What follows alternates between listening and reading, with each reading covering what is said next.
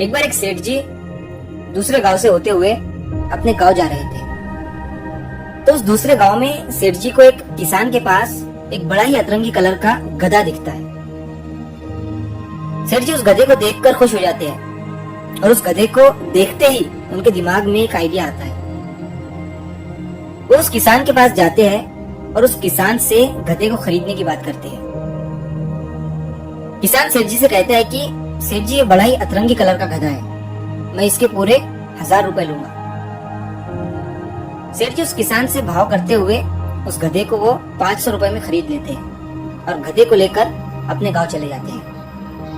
जब वो अपने गांव पहुंचते हैं तो सारे गांव वाले उस गधे को देखकर हैरान हो जाते हैं कि ये तो बड़ा ही अतरंगी कलर का गधा है। अब सेठ जी उस गधे को अपने घर के सामने बांध देते हैं और गांव वालों से कहते हैं कि मैं इस गधे पर लॉटरी लगा रहा हूँ। लॉटरी की प्राइस है सिर्फ 50 रुपए। जो भी लॉटरी जीतेगा वो 50 रुपए में इस अतरंगी कलर वाले गधे को अपने साथ लेकर जाएगा। अब उस गांव में करीबन 1000 लोग रहते थे। सभी ने 50-50 रुपए की लॉटरी खरीद ली और सेठ जी की झोली में 50,000 रुपए आ गए। अब गांव वालों में से एक आदमी जो है वो लॉटरी जीत जाता है और जब वो गधे को ले जाने के लिए सेठ जी के पास आता है तो सेठ जी उससे कहते हैं कि देखो, गधा तो अभी बहुत ही बीमार हो चुका है और कभी भी मर सकता है और इसमें तुम्हारा ही नुकसान हो जाएगा।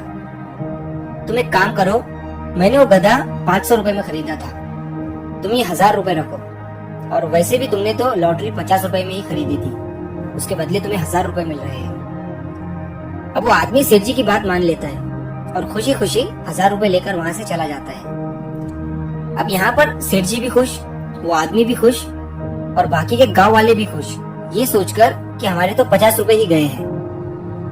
अब इस पूरी कहानी को सुनने के बाद मुझे आप बताइए, इस पूरी कहानी में रियल गधा कौन है? इस पूरी कहानी में अगर रियल गधा कोई है तो वो है गांव की जनता, जो ये सोचकर लॉटरी खरीदने लगी कि 1000 लोगों में से मैं ही लॉटरी जीतूंगा।